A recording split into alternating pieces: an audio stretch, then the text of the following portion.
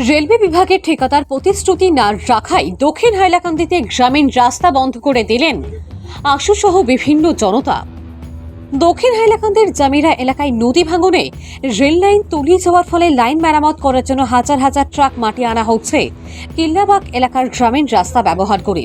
মাটি ভর্তি ট্রাক যাতায়াতের ফলে গ্রামীণ রাস্তার অবস্থা বেহাল হয়ে পড়ে।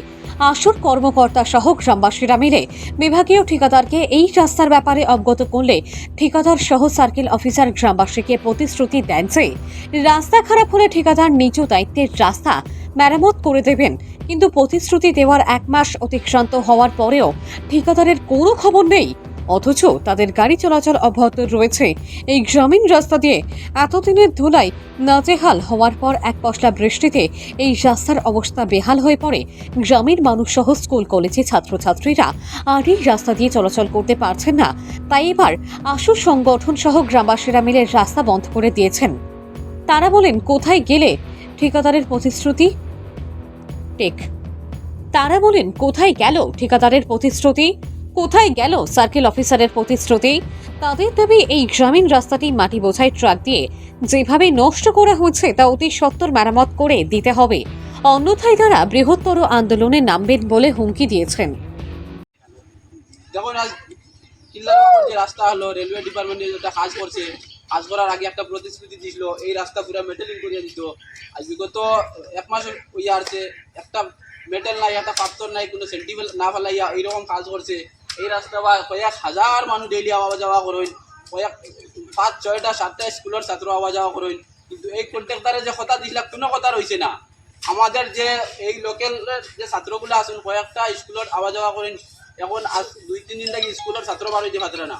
আমার দক্ষিণ হাইলাকান্দি আসল পক্ষ থেকে বলছি, আজ যদি কোনো একটা ছাত্র কোনো স্কুল বন্ধ হয় বা অঘটন ঘটে, এই কন্ট্রাক্টর দায়ী।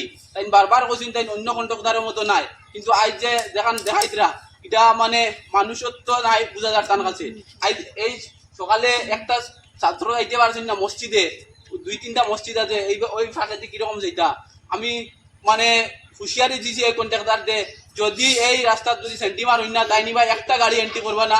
আমি আসুর পক্ষ থাকি, ছাত্র সংঘর পক্ষ থাকি, দক্ষিণ হাইলাকান্দি ছাত্র সংঘর সংস্থার পক্ষ থাকি মানে হুঁকিয়ানি দিছি, যাতে যদি কোনো মেটেলিং পুরা করি দিন না, জেলা কথা দিলা একটা গাড়ি দিকে ঢুকাইতে পারতা না। আর সার্কুল অফিসার ইয়া কথাও দিছিলা তাই নো যে এইটা পুরা মেটেলিং করে দেওয়াইব, কোনো কথা একটা রয়েছে না।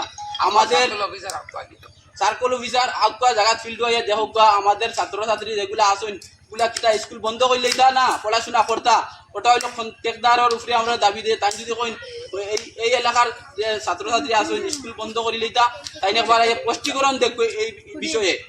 বারবার তাই কইছেন ওদিকে একটা রাস্তা হলো ওটাও মানে এটা কোনো একটা কথা রয়েছে না।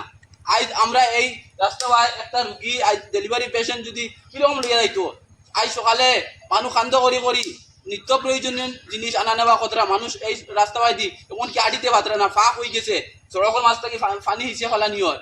আমাদের দাবি যদি এই রাস্তার যদি তাই সেন্টি এবং পাথর মারিয়া তান কথা মতো করেন না, এখান গাড়ি প্রবেশ আমরা এই দিকে হইতো না। আর যদি কোনো ব্যতিক্রমে একটা ছাত্র ছাত্রী কোনো মানে গাড়ির নিজে আমায় সমস্ত দায়ী কন্ট্রাক্টর, এই এলাকার যেটা বাচ্চা কাচ্চা আসেন একটা যদি কোনো অঘটন ঘটে দায়ী সমস্ত দায়ী কন্ট্রাক্টর।